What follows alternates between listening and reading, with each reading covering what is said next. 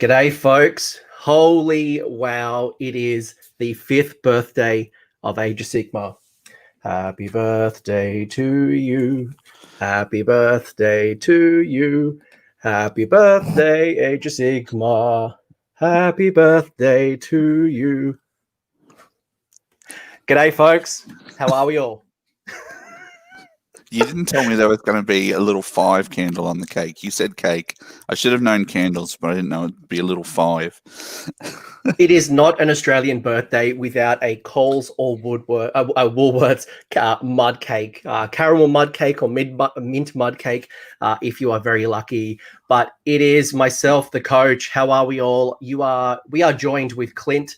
Clint probably is a man who needs no introduction. He is a man who joined us right at the start of Age of Sigmar, has led the charge when it comes to tournaments and helped grow the community. Obviously, it's not just Clint. There's so many people who have helped grow this community. And I thought, what better way to celebrate the birth and creation and celebrate the 5 years of Age of Sigmar than the man who's been a part of it since day one. Clint, g'day. Howdy. Howdy, everyone. I hope you're all fine and dandy on this wonderful 5th birthday of Age of Sigmar. And g'day to everyone in the chat. I will shout you guys out very soon. We have a whole bunch of photos with a whole bunch of stories.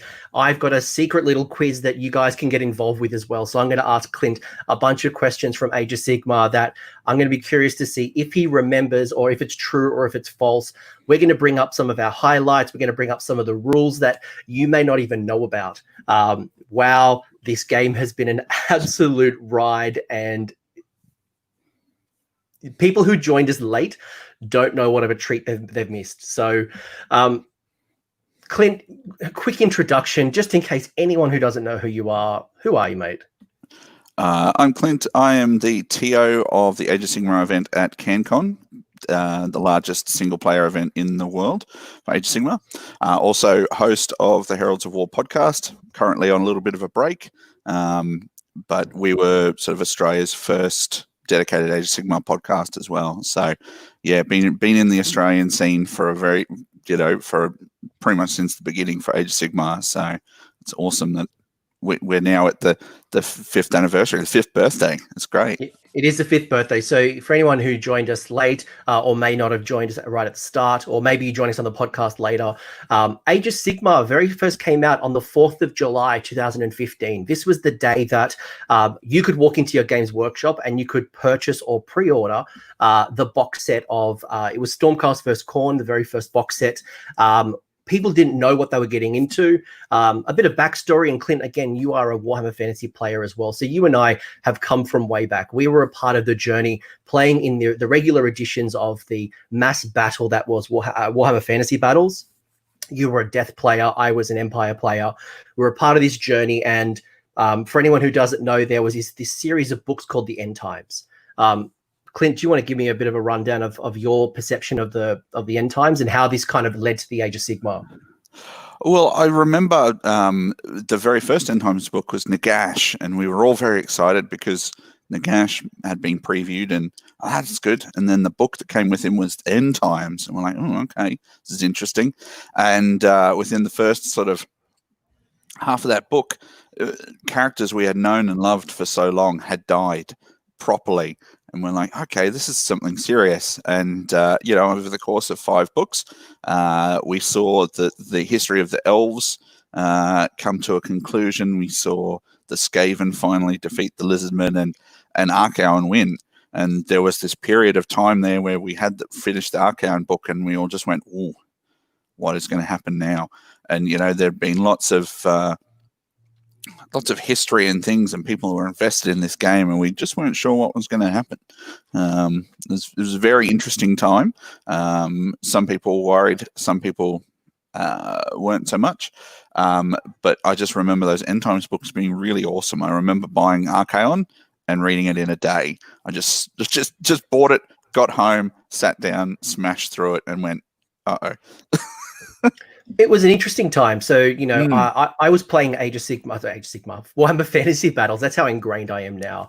I was playing Warhammer Fantasy Battles from the late 90s, you know, mid to late 90s. I got introduced, and obviously we played all the other games, you know, Necromunda and Warhammer Quest and all that good stuff that I was playing since that third edition, second edition almost.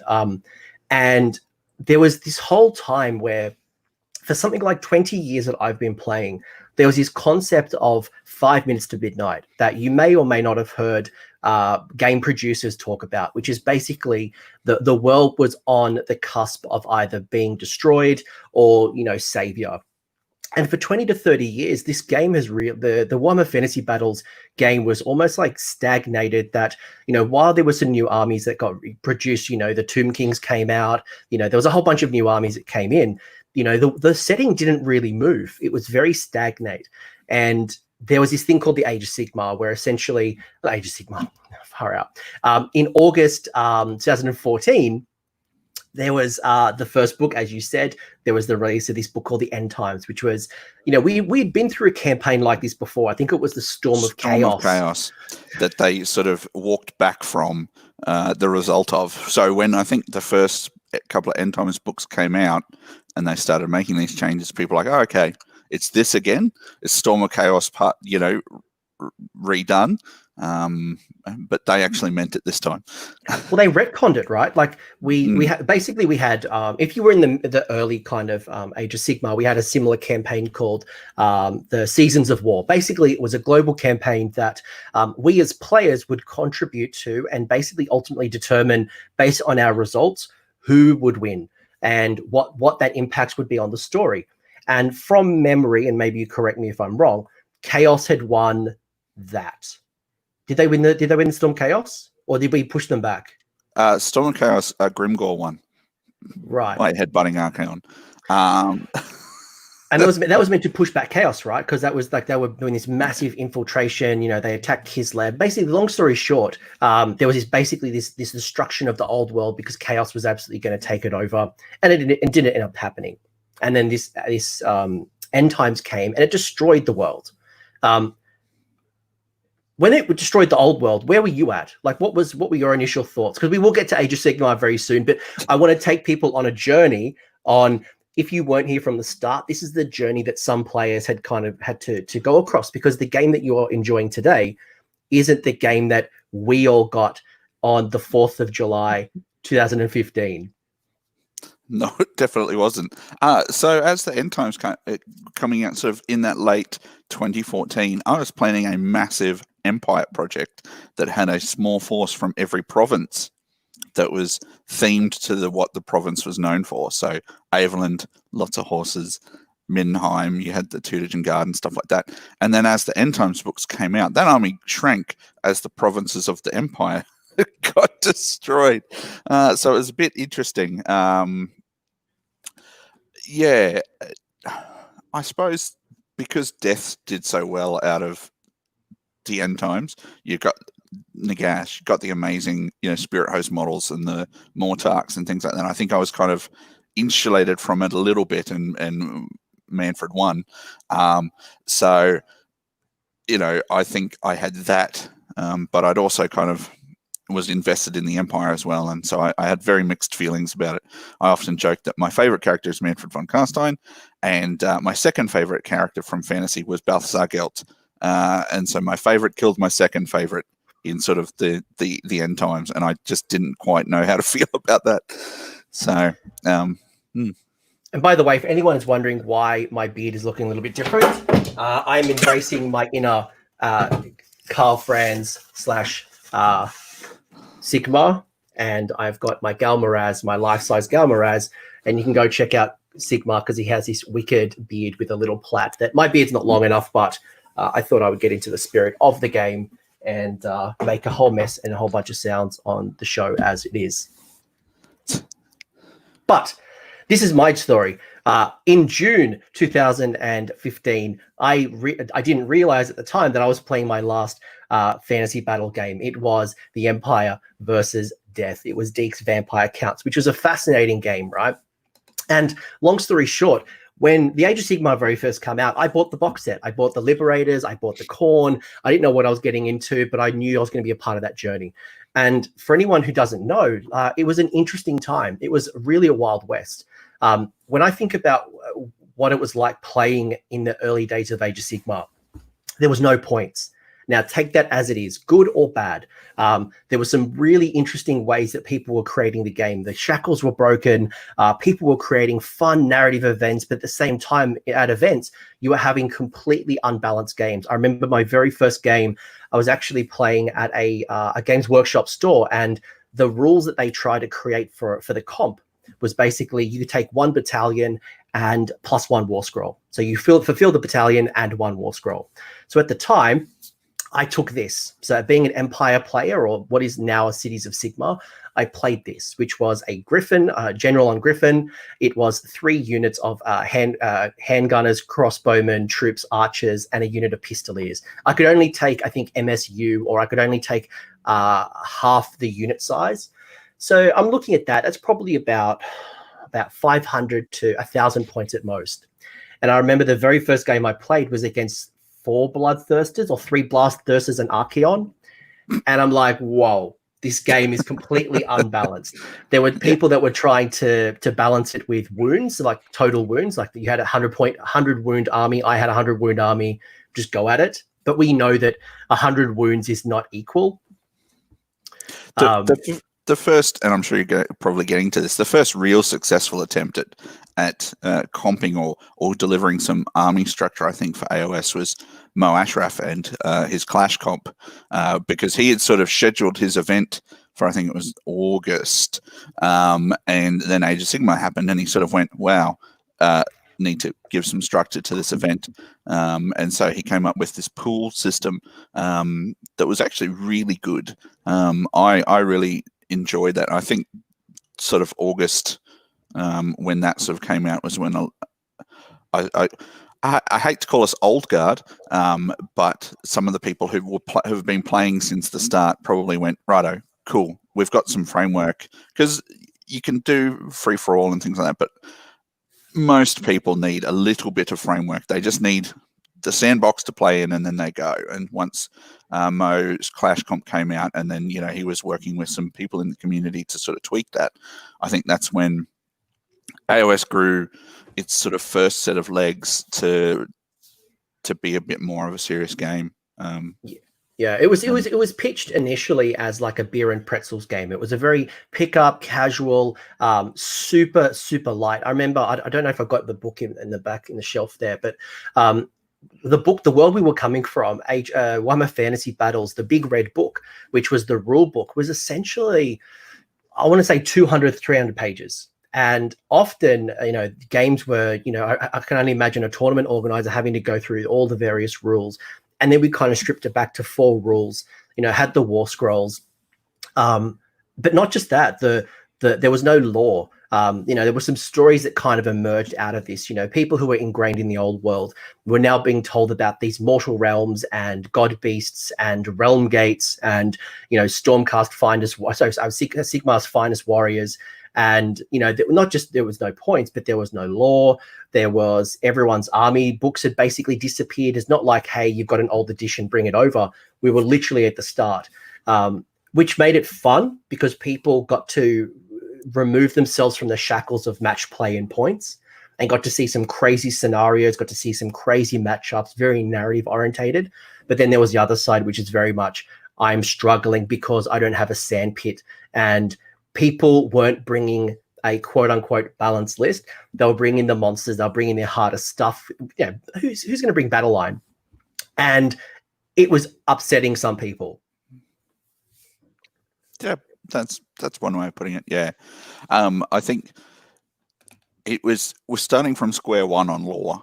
So we had, I remember that primer book that came out with the box, and it sort of said, well, this is what Sigmar is doing. And then in Azir, there's, the elves, elves and Duarden and things like that. And righto. And then it mentioned a couple of other things and talked about, what Malekith is up to now. Well, now he's Malarion and da-da-da-da. And, it kind of gave us all little, like the groundwork and which is what they were working from as well. You know, they had started from that ground level and they were working on building it up. I think that's actually part of what's been really cool about Age of Sigmar is being here as the lore grows, and as the game's grown. Like it's been a good journey. So it's been an awesome journey. Talk about now, like, you know, but retrospectively, it was real struggle for people because they didn't have maps. They didn't understand the mortal realms. There wasn't a lot of maps. But there wasn't a lot for some people, right? Like they went from a foundational product for, and I don't want to harp too much on Warhammer Fantasy Battles, but I just kind of want to set the scene of what the world looked like, because there was no battle tomes, there was no general's handbook, there was no points. Armies were fractured. My army, which was the Empire, was essentially 4 different armies. I had the Free People, Collegiate Arcane, Ironworld Arsenal, and the Devoted of Sigmar.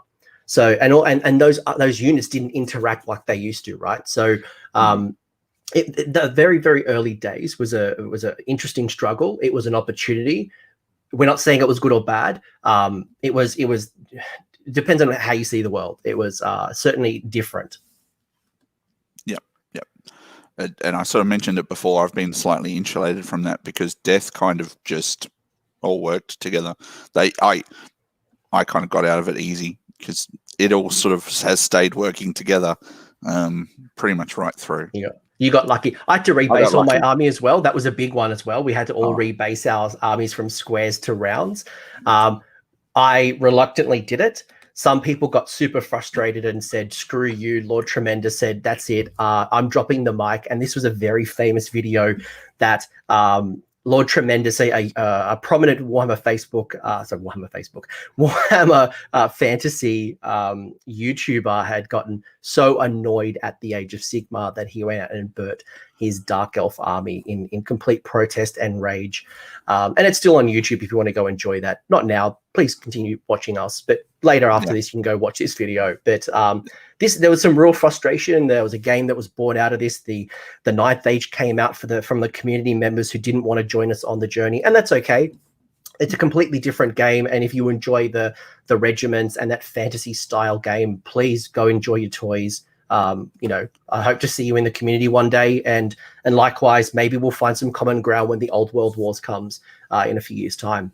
Yeah, it was around this time that Mantic decided to bring out the 2nd edition of Kings of War as well. So you saw a split, I think, and some people stayed with Age of Sigmar, some people went and played Ninth Age, and some people went and played Kings of War. And they're all games with their own strengths, and people just play what you want to play. Yeah, and there was always sort of maintained that attitude. And there was a bit of like frustration at the time, right? Like I remember people calling, people really didn't like Stormcast at the time, especially some of the old guard. They would call them Sigmarines, or they were, kept very drawn towards the Space Marine view. There was Age of Shitmar, and there was some people who were really pissed off. And they left, and that was okay, because it was the people who kind of stayed around that said, this is our game, we're going to create it. And I think what I've seen over time, and I'm sure you'd agree with me, is that the community has really shaped Games Workshop's approach to this game. And this feels like a very community-orientated game, and we are reaping the rewards from it today. Yeah, we've got a fantastic community. Talk to me about your first game. So 5 years ago today, at about probably this time, I wandered into Battle Station, which is our local store, and they had the original box set set up on one of those Shattered Dominion tiles, and I sat down and I played with the Khorne, because I loved those models the most, and I'm pretty sure I lost, but it was just coming to grips with how different it was compared to fantasy, and I went away from there and I went, okay. And then I went and downloaded the compendium for my army. And I think I started rebasing quite early on. I think I'd committed to, because there was this weird crossover period where you sort of had some fantasy events that had sort of been planned and they decided to stay fantasy. So there was kind of a bunch of my army stayed on squares until I'd done those events I committed to, but I'd started rebasing quite early on. And it was, I enjoyed that first game, and then I sort of went on to play with some other people around here, and convinced Mark to rebase his Nurgle demons. He'd never even played. I'm like, no, it's great. You should do it. Let's rebase your army. So I will mention though that when the images for the Age of Sigmar box leaked, there was like a Saturday at the end of June that they leaked, like pictures from the White Dwarf. I was running my first event that weekend. So that Saturday morning, when we're all about to just start playing 8th edition fantasy, people are looking on their phones at these like round-based models, and we're all like, what is this stuff? So that was an interesting weekend. But I fell in love with those corn models straight away. I've never just painted an army of them. It's a bizarre thing. But no, from my first game, I was like, yep, let's do this. And it's interesting, you're right, because when I go back and watch some of the old videos from like Warhammer Weekly, and what Vince and Tom have been doing this show for 5 years, or probably over 5 years, you go back and watch those videos leading in, because they always do the news and the rumors, and you watch those rumors leading into Age of Sigmar, and obviously there was a lot of news and there was a lot of rumors, and people were either making up things that actually hit the mark, or there were some things that even they didn't know what they were really looking at. So it was a super interesting journey for me. I know, again, I mentioned Warhammer Fantasy Battles, but this was my first event. I was a one-dayer, three games. I wasn't really committed. I'm like, I haven't seen, where's my Empire Battle Tome? You've killed all my dudes. So where's your beard? I know, I was a little child. Wow. I was a child, like in my Games Workshop store. There's my old Free Guild General on Griffin with my general that I'd run around for the dawn of time. There's that Pistolier that had to be in my battalion, who were hot garbage back then. And I played that Archeon, that Bloodthirster list. I remember it was in my mind, it was really hard to break the regiments. And there was another picture that I think I forgot to upload where my army was still on the traditional green movement tray, which we all got used to moving and pinning and wheeling, and trying to break up this concept of coherency, because I was always so used to fighting in ranks. And piling in just blew my mind. It was like, What is this pile in thing? My Empire at best would be able to flank with their detachments and come from the side, because they would have some little supporting units with the major unit. But this whole thing of, you activating and even the alternating phase, right? In fantasy battles, if you charged, often you got to fight first, except, we based off things like initiative. So initiative would often dictate the terms of battle. You'd win your battle based on leadership tests, and you could break, the army, and if there was only like 25% of the army was available, you would win. Or at the end of combat, if you did enough damage and they failed their break test, they would run away, and you'd go kind of chase them. And the game was chalk and cheese.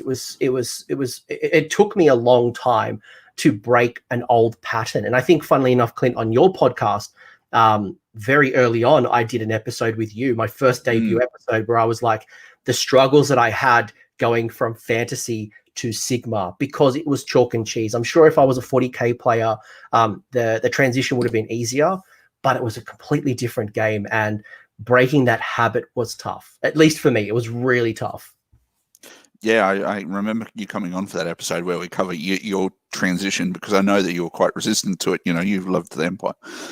But I feel like, those first couple of months were very interesting. So we played for a good year. I think it was about a year. So Age of Sigmar, I guess, essentially the box set came out in July the 4th or July the 11th, when we all picked it up. And we finally got points in probably July the next year. And that's where we got the very first General's Handbook. And correct me if I'm wrong, that also led to the very first event that you had run, and probably the event that kicked off the community in Australia, and that was CanCon. And I know for our international guests, I'm sure there's this moment, whether it was Adepticon, whether it was been South Coast GT, because I know South Coast had their own point system. I'm sure there's these, and I hope that people who are listening to this are reflecting on their own journeys and they're thinking about their own communities. But for us, CanCon was the very first thing that really kind of kicked everything off. And I'm going to, while you start chatting, I'm going to bring up a photo. Right. So I'd run some stuff under Clash Comp beforehand.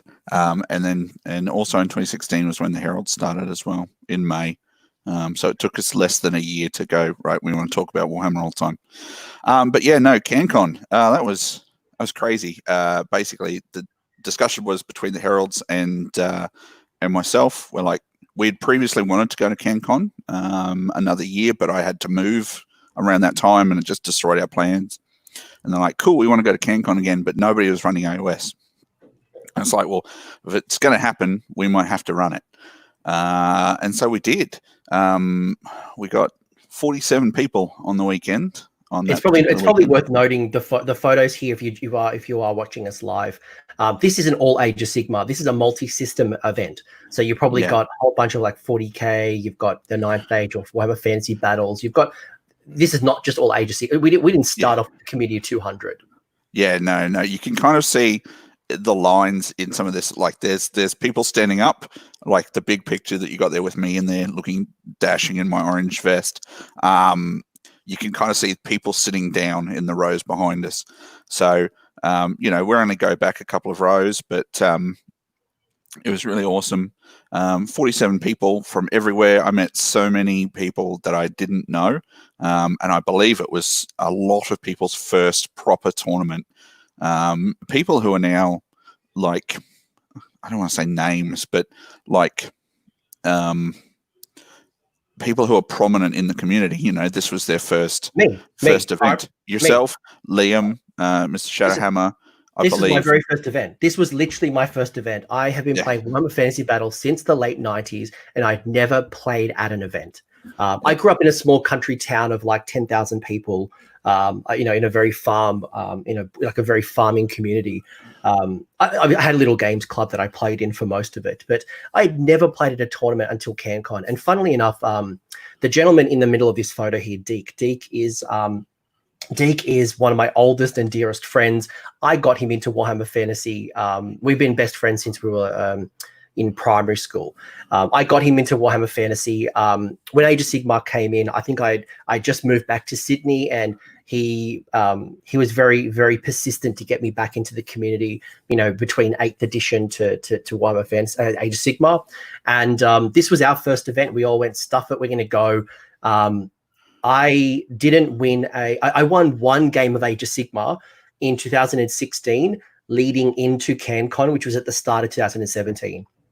And that was a lot of it was me trying to break the habits and trying to understand the game again, which has probably worked in my favor now because I had a massive journey. But for me, it was my first event, and you're right. So many other people, it was their first event. And funnily enough, if you're looking at the photos here, in the top right, the dude with the red hat is me, and then on the bottom right is me again. Funnily enough, Clint only had 4 photos, and 2 of them included me, which was a bit funny. You're just playing on the edges. Just sort of playing where the shots were. I don't know why I don't have too many photos of that particular year. I think I was too stressed trying to run this event. It was the biggest thing I'd ever done, which is crazy now when you look back on it. But it was a great catalyst, I think, for the community in Australia, because all of a sudden events were popping up everywhere, and we had all these communities that were starting to travel and talk to each other and things like that. It was really good. And we in Sydney had a little group, and this is where I met Liam. Liam and I didn't know each other before Warhammer Fantasy, in that age, but we got to know each other from the community, and we played in the same circles. We ended up traveling together, and we've become very good friends in between. But the work that started at CanCon, and if you've never been to an event team, again, I can imagine, whether it's Adepticon, whether it's South Coast GT, whether it's any of the big events around the world, I'm sure you feel the same, where you go in for the first time, you don't know anybody, or you might have a couple of people you go with, you meet all these people, you start seeing them at other events. And, when I think about my journey, I think about the fact that I now know so many people This was a photo that come from 2 years ago, not this CanCon, I think it was the CanCon before. And it's grown to a point where we now have this massive barbecue in Australia the night before CanCon, and Doom and Darkness sets this barbecue up. We initially, Dadhammer, Luke Stone had started the barbecue, but we've now got it professionally catered for. But Australia, New Zealand, Christian Weir come over from America. We've had some of the Scottish lads come over. You can see Rob Symes there if you're sharp, and Nathan. The community has come together, and it's from these moments now that we've got these friendships, and the game just doesn't happen on the tabletop. The friendships continue to bloom before and afterwards. And I think for me, this is what I love about this community, and this is what I love about what the game has brought, because I never had this in Warhammer Fantasy Battles. And I'm sure if I played in tournaments, it might have been like that. But I think this is the community project that I'm talking about. Mm-hmm. So yeah, that was an interesting night, that one. It was a great night. But again, I look at like a photo like this from Adepticon, the same is true. I went to Adepticon, I got to hang out with so many cool cats there. If you're of America, you probably see Vince and Tom and Relian and Mitzi and Jimbo, and the Warhammer community team there, and Tyler Mengel, and like there's 100 names there that Dave from Garage Hammer, and there's just so many cool people, and these stories continue as you go to different events. Whether it's Chuck Moore there, I've got like there's just Ken and Hayden even at a local level, and Seth coming over from New Zealand. Yep. The friendships have really bloomed along the way. Absolutely. Yeah. Like we always talk about the social side of things, but I travel to go see people, and then we kind of play Warhammer as a side thing a lot of the time. Yeah, it's very true. Win, lose, or draw, that doesn't matter anymore. And again, if you haven't gone to tournaments, team, I can't stress enough when everything kind of comes back safely in your community. I implore you to go out there, and if you don't know anybody, you will quickly meet people. Because when I went to Blood and Glory in 2017, which is one of my highlights, I might bring up the photo. I got to play on Warhammer TV, but I didn't know anybody back then except for my one friend that brought me over. I wasn't making content back then, but I had an absolute ball meeting all of these English and Irish and Welsh and just the general community, and everyone's very, very friendly. I can't wait to events coming back. I'm starting to miss it. Yeah, it's a little bit like that. Wow. So from CanCon, the first year, we had a whole swath of events sort of pop up here in Australia, and I imagine the world over. The steamroller, so like the snowball kept going on, Sydney Slaughter, and was that the year that we ran the teams at Moab? Was that the same year, I think? I think Moab might have been another year. By the way, events, were only small. Like I remember events being approximately about 20, like 20 to 30 was an awesome event back then. CanCon obviously at the time was super big at 50 odd, and we were really chuffed about that. Obviously now 2020 January we ended on 240 players, ended up like 218 on the day or whatever it was. 220. But 20 odd people was like the good tournament. Anything a 50 player tournament was like huge. Yeah, so there was all sorts of tournaments popping up in these groups that were running them, and that was just awesome to see. That I think we had a bit of an explosion. People talk about, I saw it in the comments earlier, Age of Sigmar started post GHB, and it's true in one sense, in that it made it easy for people to start. They could go to a store and buy the GHB, and then they could play. They didn't need to talk about Clash Comp or South Coast GT Pool Comp or whatever. It's just this book, and then from there you go. Because the idea was, like, if you were to play at an event or you were meant to play a game, the idea was that you put a war scroll down, I put a war scroll down, and we alternated until somebody decides not to put a war scroll down. That was in its foundational core. That's what Games Workshop wanted in the early days. And there was meant to be a lot of negotiation, between players, what we would put on the table. And for whatever reason, we're probably not the best communicators in the world, or we don't like confrontation. But people were, again, putting down those bloodthirsters at like drop 1, 2, 3. and you're like, I was only bringing some archers and some regular skeletons.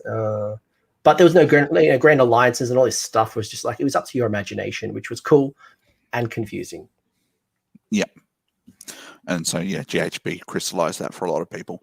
And then we all had a platform to sort of work from. I remember that came out the weekend of one of Evan's first events, RCGT, the first RCGT. I think GHB came out that weekend. No, RCGT, the first one was in November. No, it was before that. But either way, like I remember when I got my rules, this was because there was no free cities, there was no free people rules.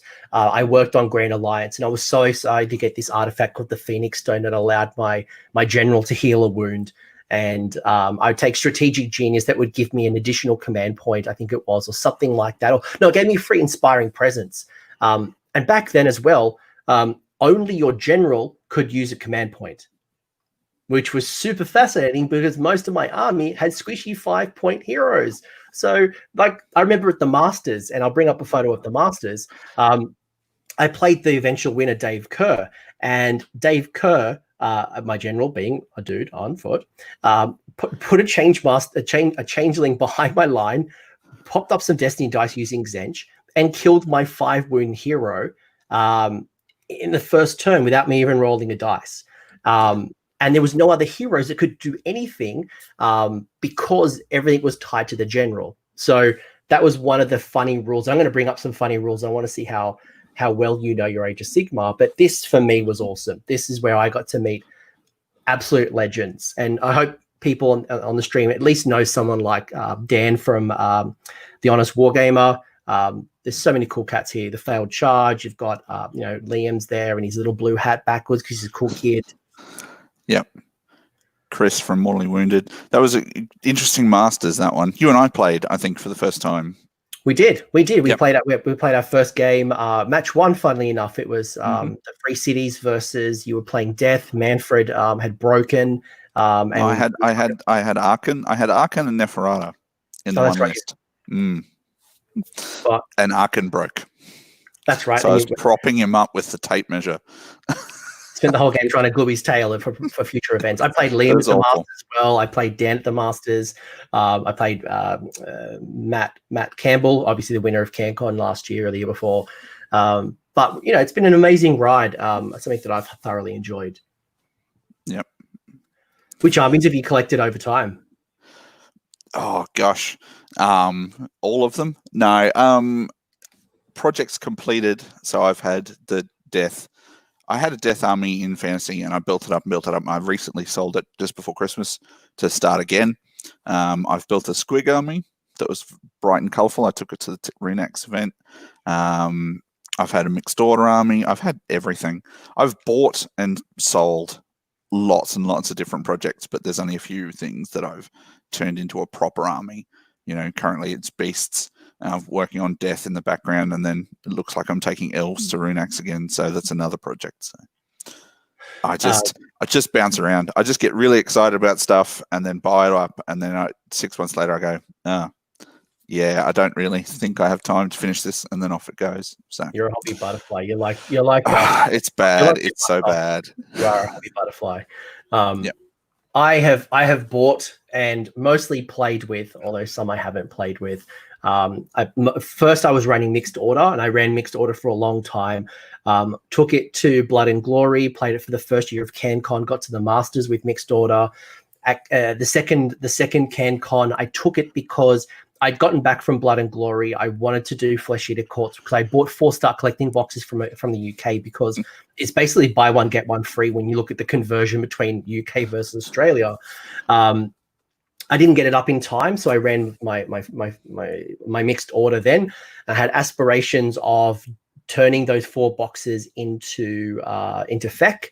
And then just as I started to build that army, Legions of Nagash came out, got super excited and ran Legions of Night with Manfred, which was an absolute ball. I played with Manfred for 9 months, won Best Death at Sydney Slaughter, had a game with Adam Burt, who won the original second CanCon, where another rule that you probably don't remember is not you, Clint, but the community, the old mystical test. So in the original game, there were six things, the ones that we know already. The table A, which is your arcane, your deadly, blah blah blah.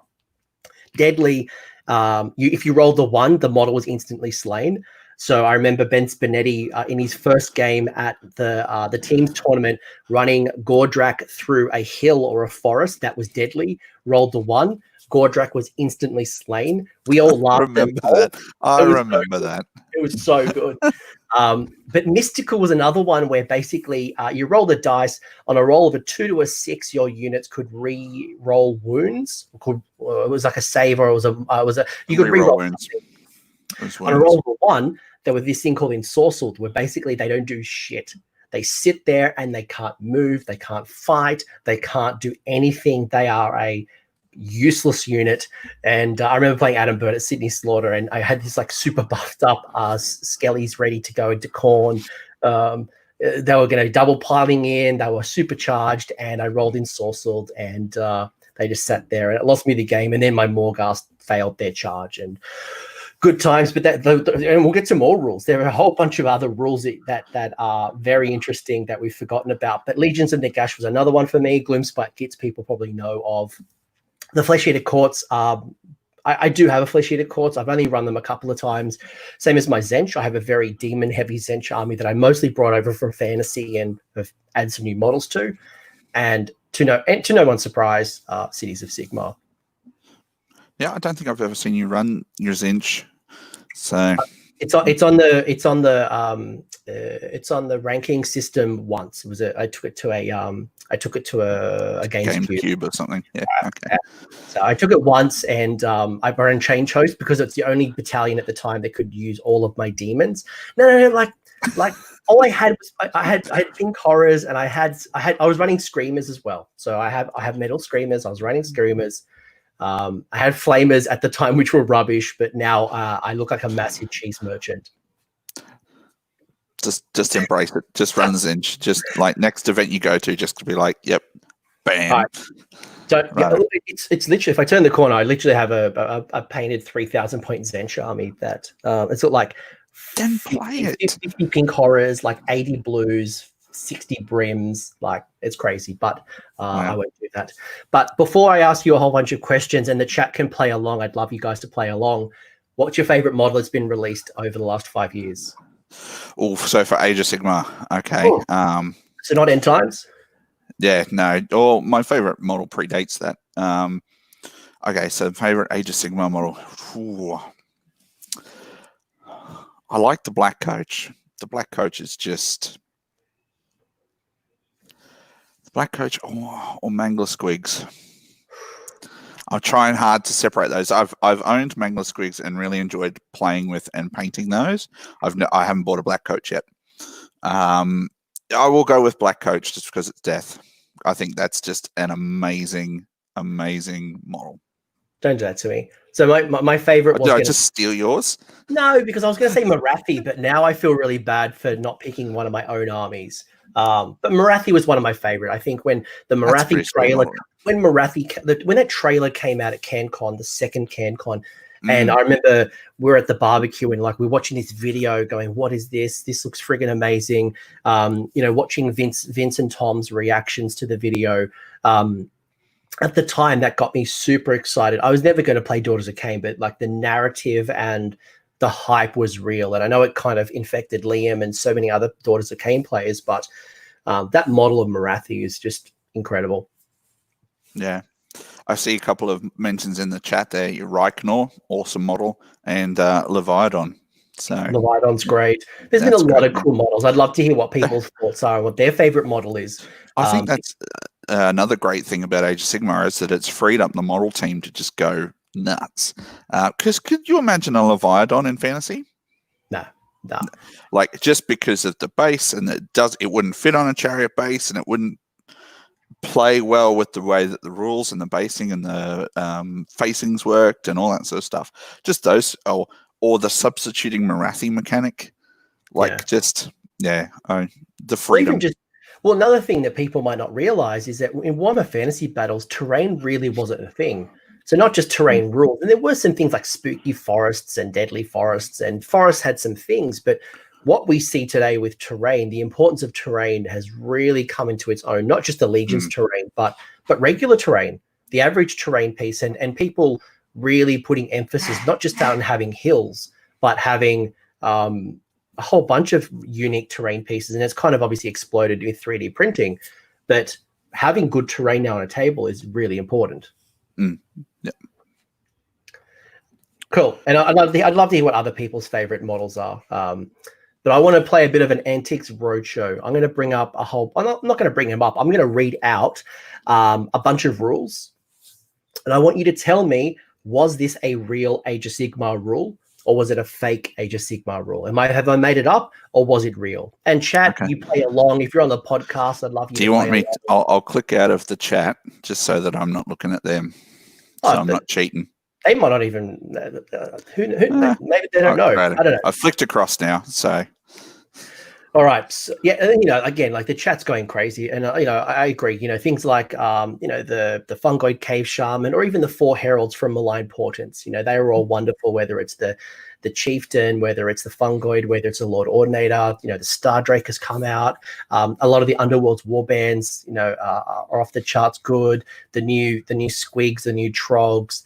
The KO, there's just so many cool models that have come out. So it's obviously hard to choose, but that's my favorite. The Star Drake's pretty awesome. Yeah. But Antiques Roadshow. Right. Are you ready? All right. So this is coming out from the Beastman. So, the Beast of Chaos, but it's a Beastman War Scroll. So the Bray Herd's Cry. Red hot rage festers in the savage minds of the Wargirds, or the Wargors. Their only desire is rend and destroy. You can add 1 to the hit rolls made of friendly Wargor if, before rolling the dice, you let out a primal war cry. The war cry must actually use no words, but angry grunts and raging snorts are encouraged. Is that a true Age of Sigmar rule, or is that a false Age of Sigmar rule? What's a Wargor? I imagine that's an old compendium thing. It sounds familiar.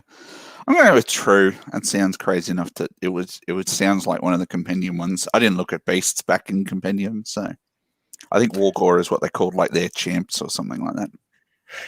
The correct answer is yes. It was a Beastman Wargor standard bearer, and it was a real rule. Yep. Cool. All right, so you're on 1. I was hoping that these would be up on the screen so I could read them. No. All right. Sorry. All right, cool. So I'm getting some good stuff in the chat. Again, podcast listeners, I hope you're playing along. There's about 10 questions, I think. Sticking with Beasts of Chaos. Number 2, if a Beastman player is suitably dressed for the occasion, they may headbutt the opposition player after any movement is resolved. I'm going to go with false on that one. Encouraging violence. It's probably not within. Nah, it's not true. You don't think they're encouraging headbutts like a goat? No. No. All right, that was that. In fact, you are correct. That was a false rule. That was made up. So the next one is from a Bretonnian Grail Knight. The Grail Vow. You can reroll. You can reroll. I didn't read. You can reroll all failed hit rolls for the unit. If before rolling the dice, you hold aloft a grail or goblet and shout "for the lady" in the heroic voice. Is that a real rule, or is it Age of Sigmar? Yeah, it's true. It's true. I remember that one. Do you remember anyone doing it in a tournament? I don't think I've ever seen anyone play Bretonnians. I just remember that being a thing. That is correct. It was a real rule. It was a real rule. Yeah. All right. Moving across the fence into the Empire. The Empire rule is from the Hammer of Sigmar. So if the Empire player has dressed up as Sigmar for the occasion, they may smash the gaming table with a hammer once per magic phase. Any models knocked over for the occasion are considered casualties, and models must be removed from the table. True or false? That's false. You want it to be true now that you've got a Galmaraz, though.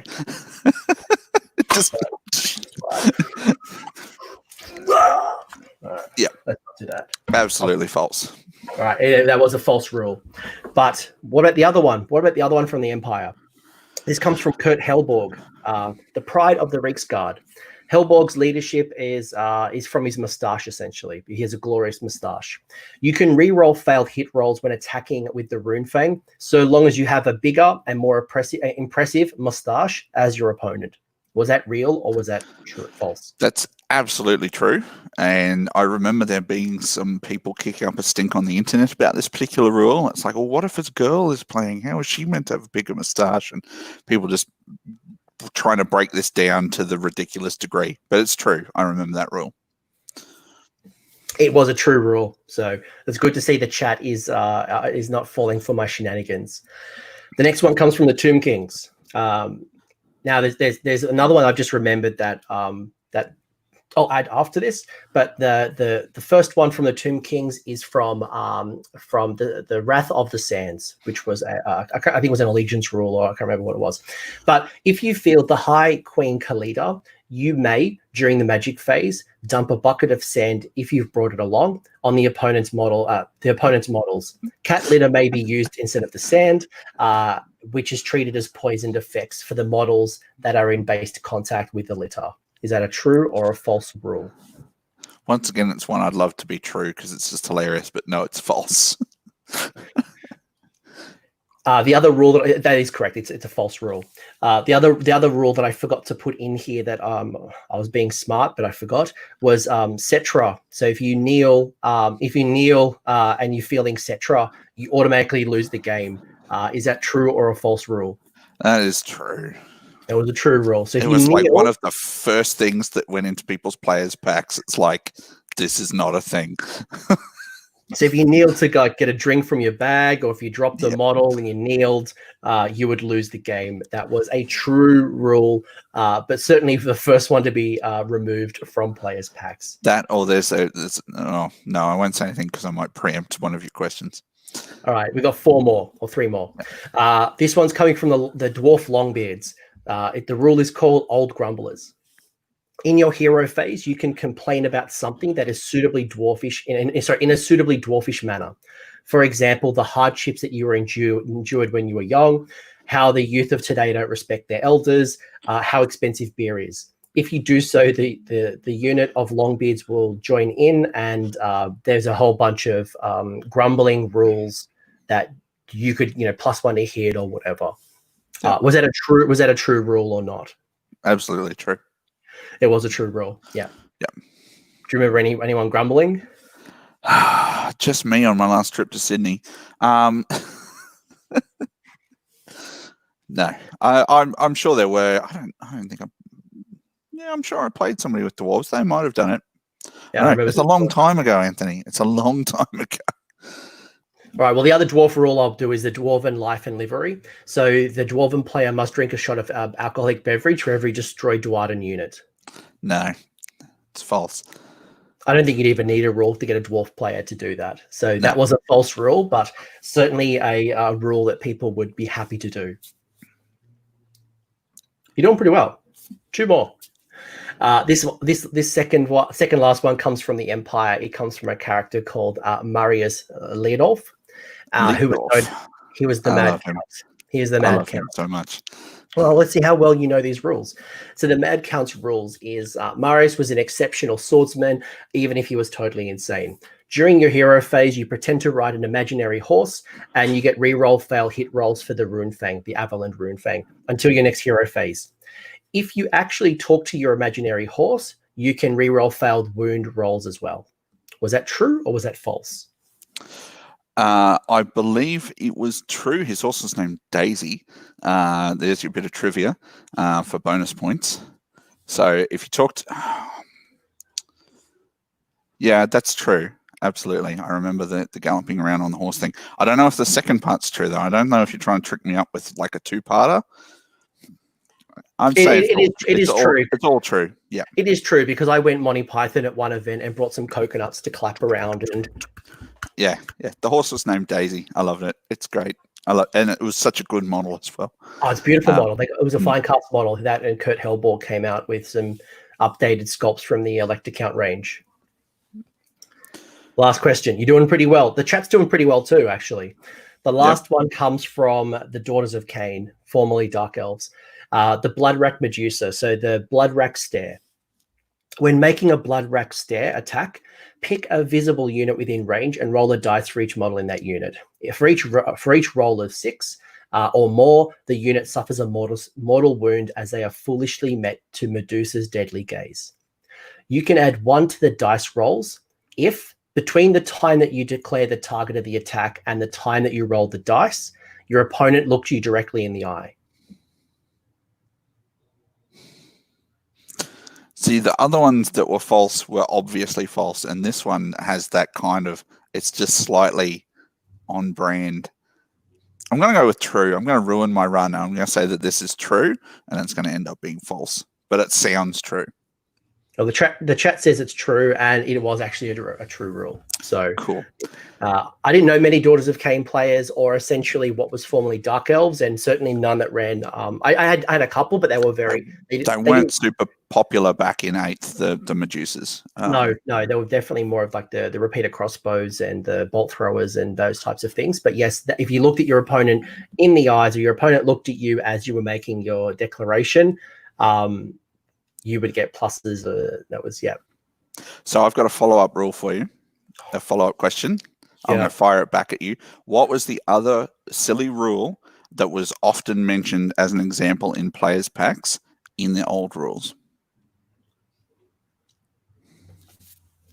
Like Cetra kneeling was one. When in a player's pack, it would say that all the silly effects are just assumed to happen.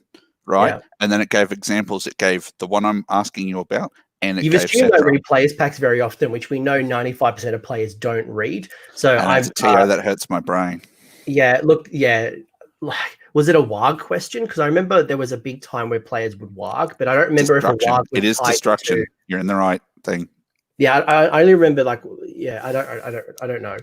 The chat thinks maybe it might be Skaven. I'm seeing a big WAG. I don't remember. It was Greasus Goldtooth and the bribing your opponent. Love it. I didn't know many ogre plays back in the day, so I don't think I was paying attention, but that was a good...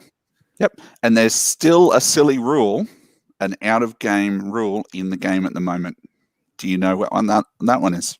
A Compendium War Scroll, or...? No, it's in a battle tome. It's an AOS 2 battle tome as well. No, what is it? So there's a rule in the Fire Slayers book where you insult your opponent's models.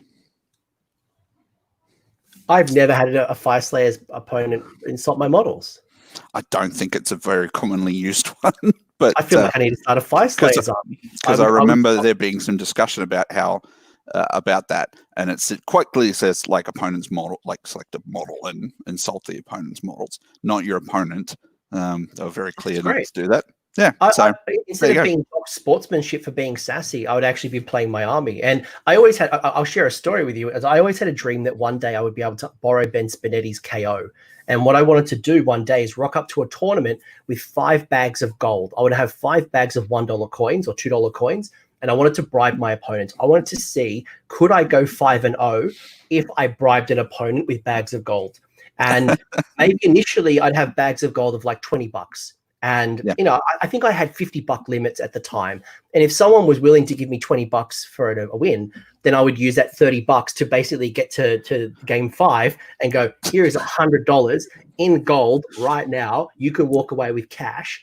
I wanted to see if I could do that, like $100, $200, $300 at most, and just do it for lols. And I wanted to do it in such a way that where I'm like, look, I'm just going to shoot you off the table.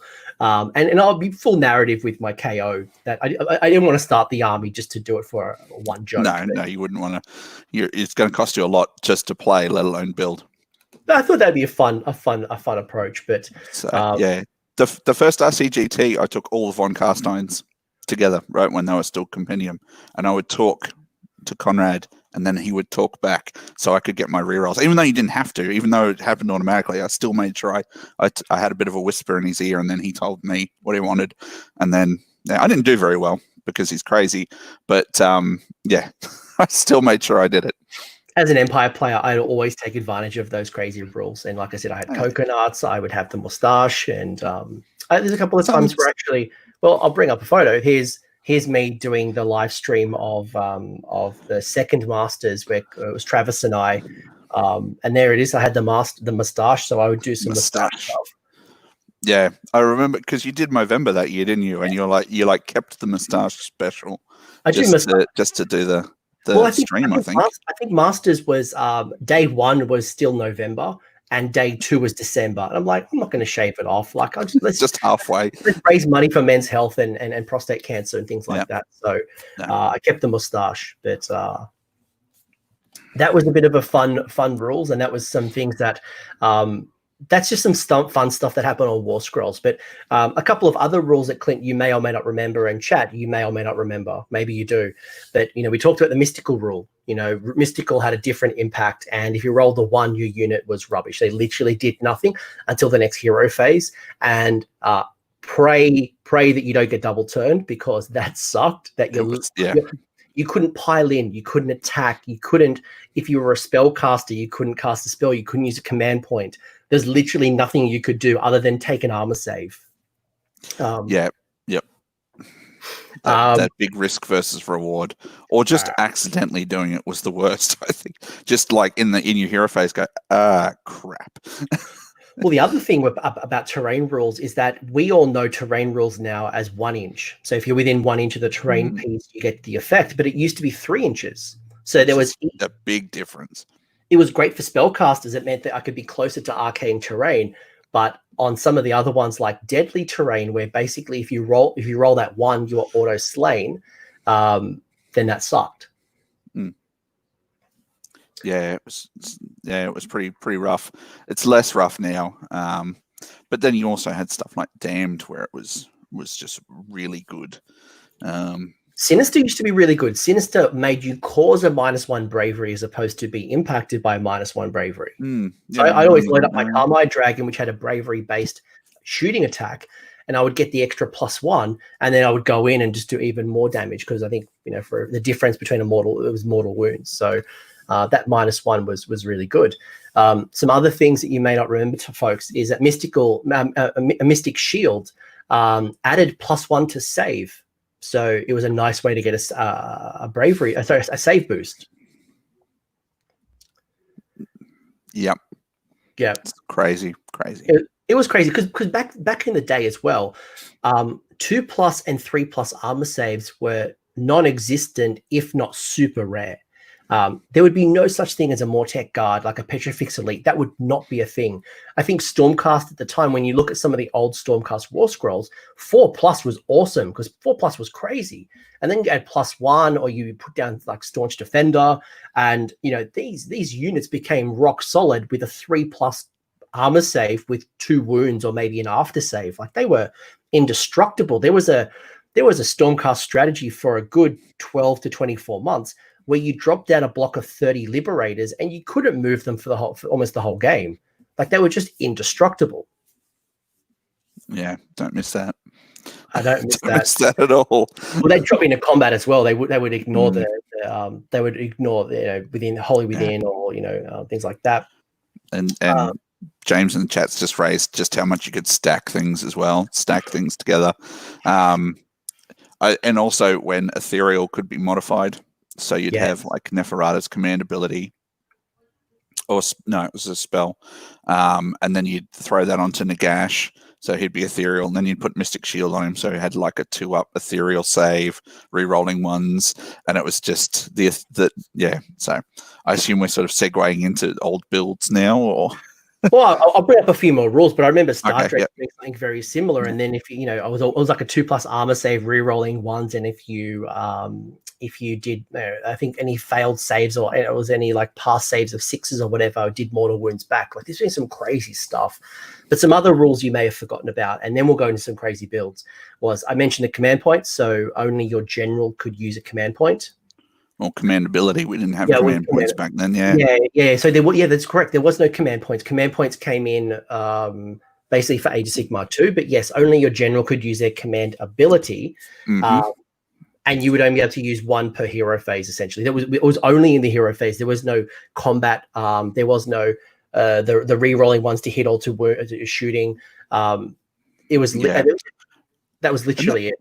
And that really impacted things like Khorne, where they had lots of foot heroes that had sort of average command abilities, but you didn't want to take them because that's it. You were invested in that dude, and that's it. Whereas, you kind of also wanted your Bloodthirster or your Lord on Juggernaut or whatever. It kind of hit some of the armies really hard. Yeah.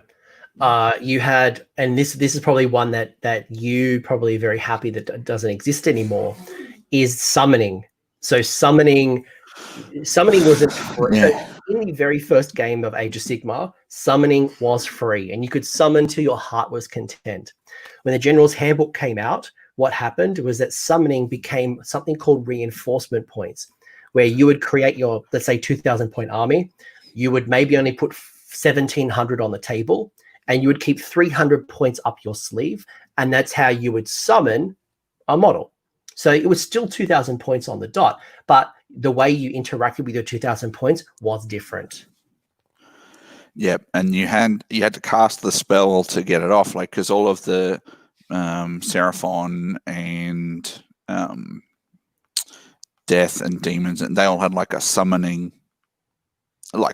spell that when you had that war scroll, it gave to the necromancers or whatever, and so you'd have to you'd set aside those points, and you'd bring along a toolbox to an event,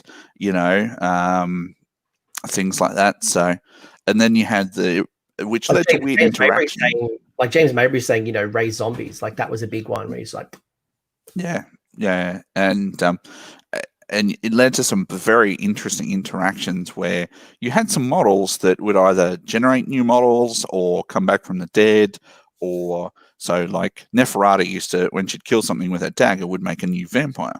Yes. It's like, well, okay, well, does that come from reinforcement points or not? The Flamespire Phoenix, when it died and then came back, it's like, well, you're putting a model back on the table. On the 4+. It's like, well, do you have to put those points? Yeah. Yes. Put 300 points in your reserve for a 4+.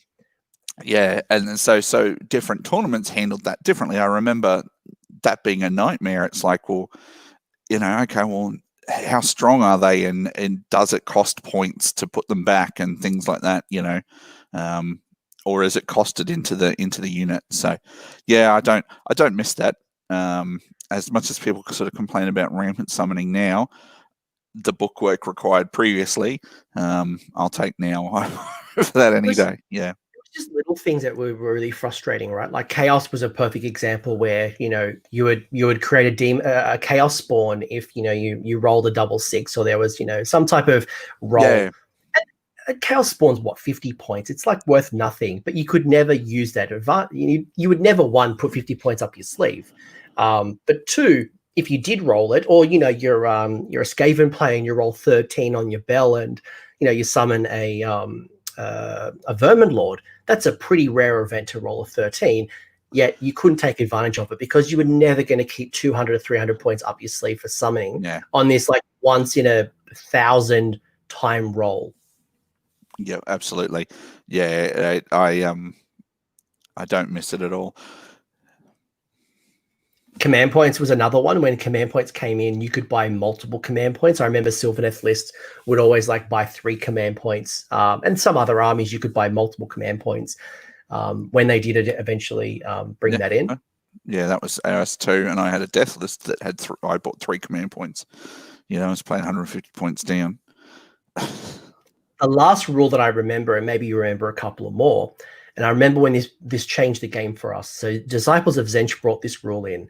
It was the first one to kind of break this rule, and now it's become normal for everybody.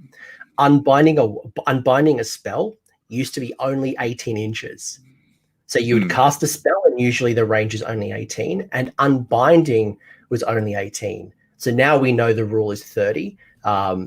But 30 only got introduced. I remember when Disciples of Tzeentch, the Lord of Change, one of its abilities was it could unbind within 30, or it was like 27 or something. I think it was 27. And we're like, oh, this is crazy. This is crazy. The Lord of Change sits behind the line, can unbind, and you can't reach them with your 18-inch spell. And obviously in Age of Sigmar 2, we now know it's as 30. So there's been so many changes, which has been cool, but also there's some things that I miss. Yep. Do you remember any other rules that we've missed? Not off the top of my head. We've sort of covered Mystical was the big one that I remember then when that changed. Yeah. And to James Mabry or Duke's comment in the chat, you can still turn people into chaos spawns in today's game, but the difference was back 2 or 3 years ago, it would cost you summoning points or reinforcement points that no one was keeping up their sleeve in the off chance of getting essentially a chaos spawn. That was points. It was all these random maybes that it's like, well, does that cost points or is that costed into that unit that the Phoenix was the big one. It's like, well, do I have to pay for the Phoenix again, or is it more expensive in points because it has that chance to come back? Things like that. Yeah, it was a bit bizarre. Any other rules you can think of that? Oh, we're sort of getting into the artifacts now, but the Ring of Immortality and the bringing stuff back, and then you also there was that period where you could put stuff into battalions if the words just matched. So nowadays, if with a battalion, it either is the title of the unit or keywords. And then there was a period in there where they sort of FAQ'd that as long as it sort of was written, like Lord Celestant was just written, not keyworded, but you could then take things that were a Lord Celestant keyword. It was only for like 6 months.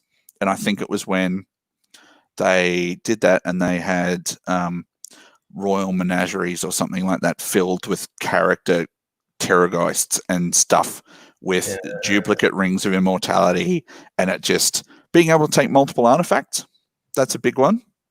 Multiples of the same artifact. They weren't limited when they first come out. That's another thing I'd forgotten.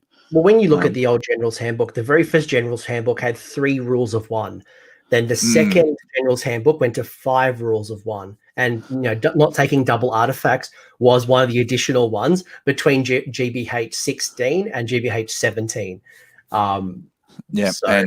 And artifacts and command traits not affecting the mount was between the first one and the second one. Because the first one came out and there was just this explosion of battle brew and stone horns and craziness like that.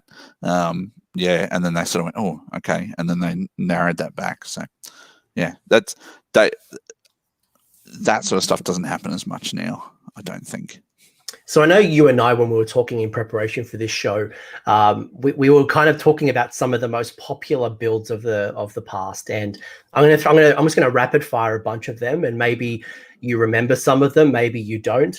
Some of them, thank Christ, they're not around anymore, but at the same time, some of them have returned in their glory. So what are some of the builds of the past? You had the Warrior Brotherhood, which was a Stormcast one that basically just dropped from the sky and caused terror straight into combat. I remember Chris Welfare and Dr. Death. They ran it at the first Masters and they played game 5 and it was Warrior Brotherhood versus Warrior. No, that was it. Yeah, was that Vanguard Wing? They played Vanguard Wing. Yeah, okay. So you had Vanguard Wing as well, which was another Stormcast build.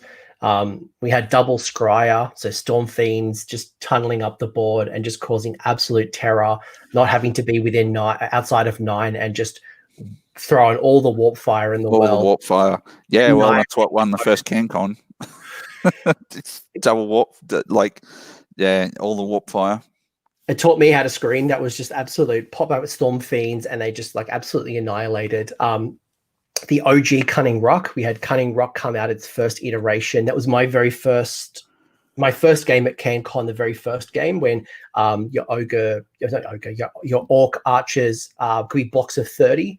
And I'm pretty sure 6s continued to generate additional attacks. So on a 6, you'd roll it, you get an extra attack. And if you roll a 6 again, you just keep generating. I've got to call out, I don't have this in my list, but again, Duke has called out Curse of Years. I'll never forget you.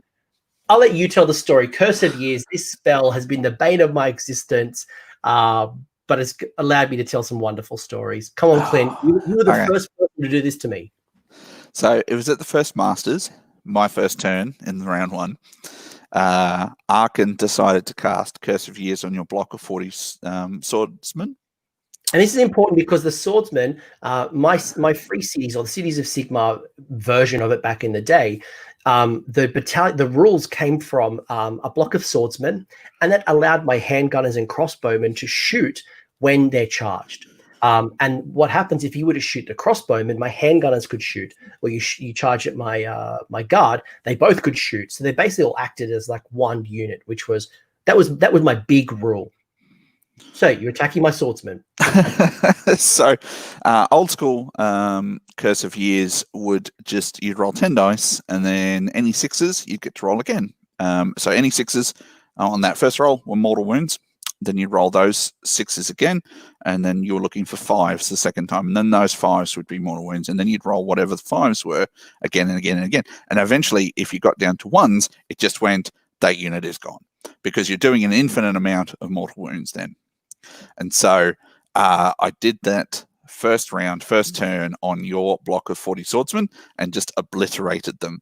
And the look of disbelief on your face was priceless.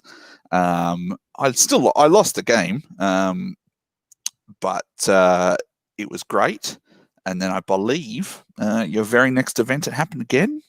So the Masters happens in December, then CanCon comes in January, and I play Michael Thompson round one. He's playing Legions of Nagash. I think he was playing Legion of Blood. He had Neferata running around with Arkan the Black. And turn one, round one, Michael Thompson does it to me. Same block of swordsmen, gets that one, deletes the unit. I run up to Clint, the tournament. You ran across the event to come tell me. It was a 110 player event that time, and I ran and found Clint. And poor old Michael Thompson at the time thought he had done something wrong. I think it was his first tournament, and I just run off. He thought he was in trouble, and we had a good laugh. So Curse of Years, I'm so happy that it's gone, but it's changed. It's changed, yeah. For death, the list was double Morgul. Do you remember that? I do. I ran double Morgul. James Mabry and James Mabry's done it to me. It was a Chris Welfare James Mabry special where we played doubles and they had 2 Morguls between them. In my first game, it was like Empire. It was like a 5,000 point game. But yes, I do remember a double Morgul list against somebody. Maybe it was Deke that did it to me. And Human's Bravery being 5 was an absolute nightmare, and I couldn't kill this thing if I wanted to. It was really good. Mine had names. That was great. What other? So you mentioned the Cunning Ruck before. So you had so obviously we know Hagnar, Daughters of Cain, just came out, and just like it's still really strong, but I remember how it just blew our minds at the time. Even going back further than that, you had the Cunning Ruck Stonehorn combo. Hayden did that to me. Hayden. I was just about to mention Hayden. At BrizCon, and I was so angry at him. I was like, he had like 3 Stonehorns and 1 Thunder Tusk, or 2 Thunder Tusk and 2 Stonehorns, and then a Cunning Ruck. And it was like, I hate you. I hate you, Hayden Walker. It was pretty rough. It was a pretty rough list, and it didn't last super long. I don't think long enough for me to fight it. Other ones that I had written down was the OG Sylvaneth, who basically just planted a massive garden across the board and just threw trees everywhere. Old school Null route, Old school Null route, just trees everywhere. And like you want to turn 1 just to move up the board to stop them from summoning trees, just to have some board space. And they put trees and objectives. It was just And they dictated the game because they were a 1-drop battalion. And that was the Sylvaneth, and we didn't sort of mention it before, was when you got allegiance abilities and artifacts and things. Sylvaneth were the first book that came out with all this stuff in it. So they were in a really good position for quite some time. They were a great army for a long time. And we've seen a couple of books that have evolved the meta and evolved how armies look today. You know, Sylvaneth was definitely one with the allegiance terrain. They had the sub-allegiance rules like the Nile routes, but that was they did that through battalions, Correct. Yeah, they were battalions first. you had things like, Legions of Nagash, who led the way with summoning. We've had, spell laws and like this, all these things that we enjoy today were never things at the start. And for a lot of us, we were playing with a bunch of war scrolls, or we were using this book that I don't own called Grand Alliance Order, Grand Alliance Chaos. And it took us so many years to finally get to battle tomes. Ogres and cities only just got their battle tome for the first time last year. Well, December, I think, is when we stopped using, when all the books were done, because I think Slaves to Darkness were the last ones who were still using a Grand Alliance book, I think. So, and there's still stuff that you can use in those books until next weekend when we get the GHB. Sure, but like So- if I started an army today and I wanted to run an ogre, not a beast claw raider, stonehorn build, but rather your dad bod gut busters, there was no book for them until October only a few months ago. Yes, there were some rules in the General's Handbook, but it's taken us almost 5 years for them to get a book. Much like my Cities of Sigmar, the first time we've really gotten a book is 5 years. So it's a great time being a player today. Other builds that I had was, so I just mentioned the Sylvaneth. When Grimghast Reapers were in Legions of Nagash, when they very first came out, and every death player just ran these big blocks of 30 Grimghast Reapers, and then for one command point, they'd bring back a 30. And it was tough because, one, they're ethereal, so ignore rend. Two, most armies didn't have enough mortal wounds to deal with them. And three, they were just being summoned back from one of the multiple grave sites, and you'd have things like Nagash, where you have these supercasters that would just bring these big blocks, and it was just a nightmare. It upset a lot of people. And then Grimghast Reapers went up in points, and all the Nighthaunt players got really sad because the Legions players had ruined it for them. It's pretty rough. I didn't ever get to play that. I've never owned that many Grimghast Reapers, so I'm just trying to think of some other exploitative builds, because Stormcast had some great ones. They had the Warrior Brotherhood, then they had Vanguard Wing, and they had Skyborn Slayers. They had the Eighth Strike Force. Yeah, that was only certain metas had that, though. I think was quite interesting. It's just like only certain metas had the only certain metas had the warp fire throwers. Over in the UK, it wasn't seen as that strong a list. Over here, it's winning our events. It just. I think that was the start of when we went, maybe Australia has a really weird meta. And when I was at Blood and Glory, that was where Fire Slayers really started. Like, I'd never seen a Fire Slayers army until I went to Blood and Glory. When they adjusted the Fire Slayer points. They adjusted the Fire Slayer points. They've got to start collecting box. And still, we don't see that many Fire Slayers armies today. But you're right, in the different metas, you're right. We had a whole bunch of quirky lists that some people is like, what are the Australians doing? But for some of them, are like, you guys are changing the game. I remember CanCon, after they changed the Fire Slayer points, we had like 4 Volkite Berserkers per person as a ratio for CanCon. So there was like 400 or something that had come to the event. It's like across 5 players. That was nasty. I remember the Croaknado, the original Croaknado, which had Lord Croak on a Balewind that supercharged this. Basically, he'd teleport in the middle of the board and do this spell that just basically it was like a massive ripple effect across the board and just did mortal wounds. And he was just like, you think Lord Croak is bad today under the Starborn. He was a nightmare back in the day. Yeah, he was. Absolutely. Grizzlegore came out, and that kind of caused us all terrors, having them fight first and fight when they die, which it's kind of, I wouldn't say balanced now, but it certainly like shook us all up a little bit when that very first came out. Mm-hmm. I remember Eels. Eels obviously changed things a little bit. Hearthguard Berserkers used to come in blocks of 30, which was just horrible. I remember the first army that really got me thinking strategically about the game was the Murder Host, a Khorne battalion. Where basically they would just charge, the whole army could charge you in turn 1 if you deployed on your 12-inch line. So I remember learning very quickly that I don't have to deploy on my deployment line. If I deploy in 7 inches from my deployment line. So if I dropped back 5 inches, that was just enough that if they got really lucky, because they could run and charge, and they got like buffs to their charge range, but that just enough that they could never charge me on the first turn. But Murder Host, oh my gosh, all the blood letters, it's just crazy. It's just like 120 blood letters just rushing at you, pinning you in your line. I'd forgotten that. I'd forgotten the Murder Host. But yeah, I think a lot of people learnt that you didn't have to be on the line. And I think Stonehorns taught people that as well. But yeah, there was that period where people learnt that you didn't have to deploy on the line.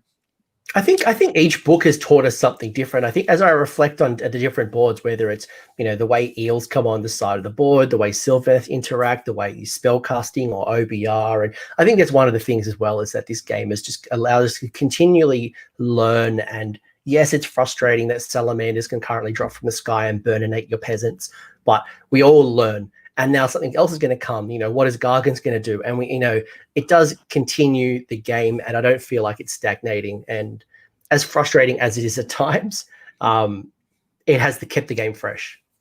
Absolutely. And it's the evolution. And just going back over this, two men reminisce on YouTube about old stuff is also the subtitle of this stream, I think. But just talking about these, and there's some that I'd forgotten that, people thought that the world had ended, and, still going strong. I remember playing Barak Zilfin for the first time, and Barak Zilfin, when it very first came out, you set up the army sets up, you're like, yeah, I've counted them really well, and they can redeploy right at the start. You're like, oh. And then the very first introduction of coming down from the sky, just pew. I think, and KO were the first. Were KO the first book that gave us sub factions, temples, skyports, whatever you want to call them, where you got stuff for free, and it wasn't in a battalion.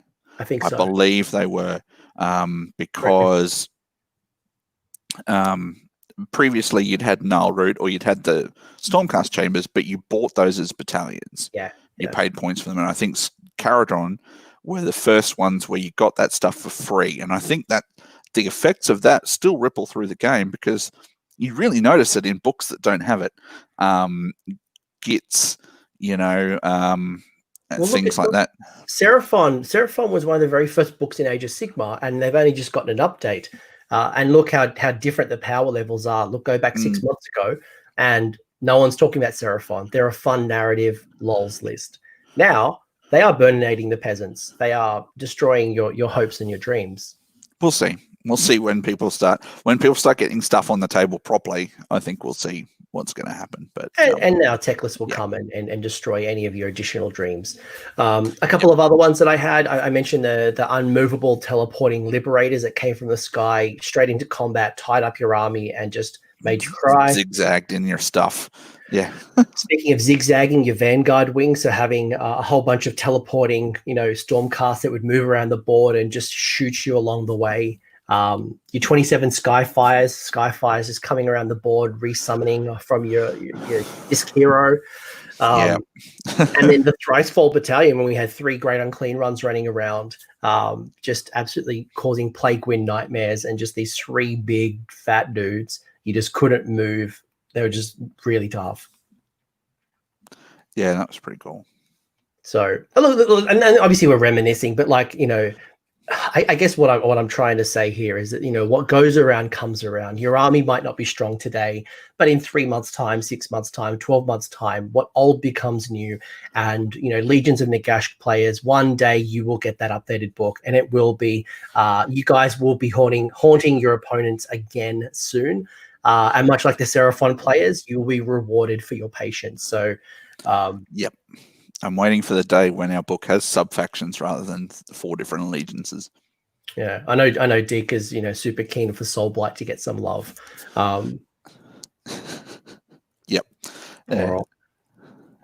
Also, I'd also like you to tell the What Goes Around Comes Around to My Beasts book, which I don't think Beastmen have ever been good, ever, Yeah, in fantasy or in AOS. They didn't really come around. They didn't really come around the first time. And obviously, there's lots of cool builds. But again, like the game has continued to evolve. I remember the days where there was an allegiance called Firebellies, and it was just one model.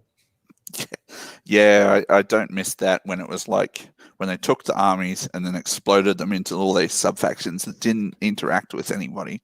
They didn't interact together. And yeah, I think the game's in a much better, more coherent place now. So let me ask you, and again, listeners, feel free to play along, even just with yourself, but play along with yourself, not where your mind went to, guys. What was your highlights? What are some of your top highlights from the last 5 years? Because it has been a glorious, fun. I mean, if it wasn't fun, you and I would not be talking on the internet with a party hat on, at whatever time it is in your local community, talking about Warhammer. We would have quit it. We would have moved somewhere else. We would have played a different game. We'd be playing video games. We'd be playing Dungeons and Dragons. I mean, obviously, we can still play Dungeons and Dragons, but like we'd be playing something that's not Age of Sigmar. But here we are, 5 years later, playing. So what are some of your top highlights? This is not the first time I've been asked this week. So I think I'll come back to your point about it being fun. AOS was so fun, I decided I wanted to talk about it to anyone who would listen and start a podcast. Like, it was the catalyst for me wanting to do that. I know the answer, by the way. I'm just going to bring it up. Your top highlight was playing me when I came up that to time Toowoomba. You came to Toowoomba. I was able to convince my work to send me up in the middle of nowhere, Toowoomba, and we got to play a game, and that was really awesome. And there is with my double colossal squeaks running around for lols. But yep, and my mixed order army, and a little bit of advertising for where I work there because I was in work shirt. What's your second favorite moment in your last 5 years? Look, I've got so many. I've got some great moments. I'm just going to put them in no order, and I might just do them chronologically, and then that way nobody gets offended. So first CanCon was awesome, just meeting all those new people. And so where we stayed, I'd met Chris and James at RCGT, which had been the November before CanCon, and they decided, we sort of decided we'd stay together. We'd bring down a team from Queensland, and then they went, we've got this friend Dan, and that's where I met Dan Brewer, because we all sort of stayed together in the one spot. That was cool, meeting everyone, going to dinner and meeting all of the Sydney people who are basically now Clan Filth. I think sort of met a bunch of those people and making friendships and things like that. And then the following year, it was between Christmas and New Year's of 2017, and CanCon hit 100 players. And I went, wow, it was insane that we had doubled the size of the event. We knew the community was growing, but we didn't have a sort of good way to measure it. But more than doubling this event to, it got to 104 players in the end. That was insane. That was a great moment because I watched it tick over 100 and I went, Jesus, what have we done? That was really good. Playing in the first Masters was really cool. It's been my first and only Masters that I've ever played in. Now I'm not good enough. I was good once for a brief period, long enough to get there, and that's it. You just like letting everyone else win while you help run the community. Something like that, and I change around too much. I don't play enough. I just noticed Scabbers was also in this picture. I'm surprised that Scabbers was here at the Masters. Scabbers was in the Cup for the Masters for quite some time. It's interesting to see some of the faces in that picture there that you got up that still dominate, and others that don't sort of play anymore. It's quite interesting the way that the scene has changed. So Masters, CanCon. CanCon's always a highlight because it grows every year and we do crazy stuff. I think that the very next CanCon, we went to 196, and we got Rob over to do the commentary. That was really cool because that brought, that barbecue was an awesome night. Yep. That was Luke Stone and I making the barbecue, and it's the first time that the New Zealanders came over. So they had like 10, 20 people came over, which again was a bit of a surprise. Like we'd have people come over from, they would actually travel. Yeah, people would travel from Sydney and Canberra and not Canberra, Victoria and Queensland to come to a tournament. The first time we had a bunch of international guests, so that was pretty cool. So was that the first? That was the first. That was the 100, or maybe that was the 200. No, that was the next one. That was the year after. I'm trying to figure out all the years. There's so many years. Getting to travel over to Warhammer Fest, you've prompted me with that photo. There, meeting Vince and Ben, and I met loads of people. It was really awesome. Then playing in Bobo and playing in another event that was as big as CanCon was a bit crazy. And then I got to go and play in New Zealand. I met in the right-hand photo there, I got to meet my New Zealand counterpart, Tim, who was one of the people that really spearheaded their community over there. So it was good that we kind of got to meet and chat and things like that.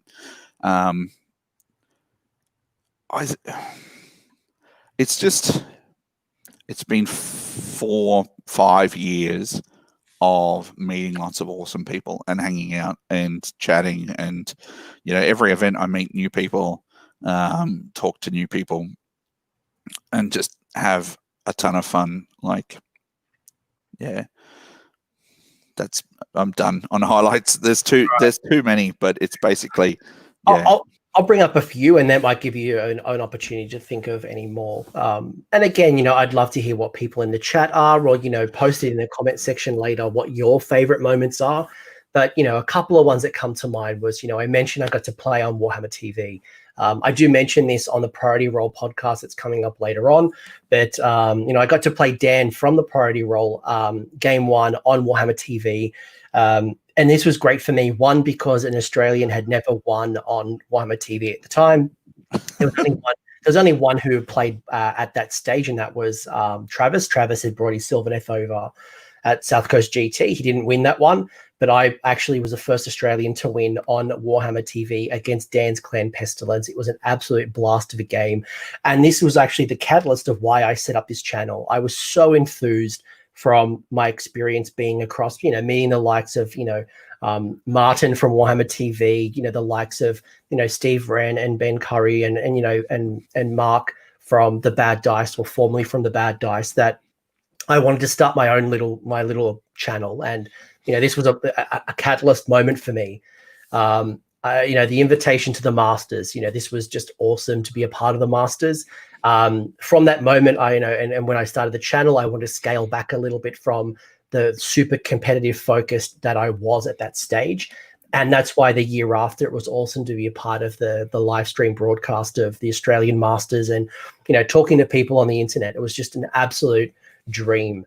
When I think about, going to events and, just meeting the community, this has just been an absolute gem to go around, talk to people on the internet, meet people at events, and just have an absolute ball playing this game. I think the community for me has just been the driver.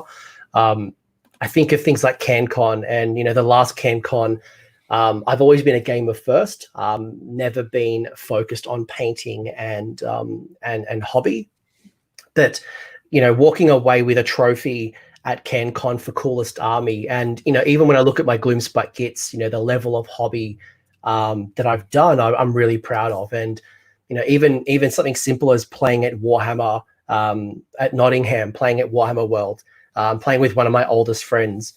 He was the gentleman that drove me up, Dave, to play at Blood and Glory. But being able to play at Mecca was truly crazy. And I think we all probably have stories, and I hope we all take this moment on the 5th birthday for Age of Sigmar to reflect on your journey, reflect on your hobby, reflect on the people that you've met, reflect on the fact that this game has been awesome for me to meet people digitally and physically that I never probably would have met if I hadn't started a channel, went out to events, meet random people. And it kind of reminds me as well, when I go to events, don't just focus on the people that I know.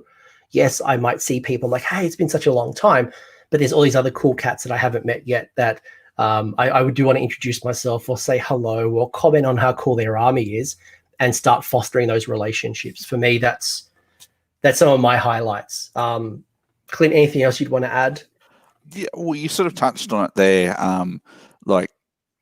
I think it'd be very interesting to see what sort of journey I'd have had I not decided to start talking about Warhammer on a podcast, because, I had some very surreal moments because of that.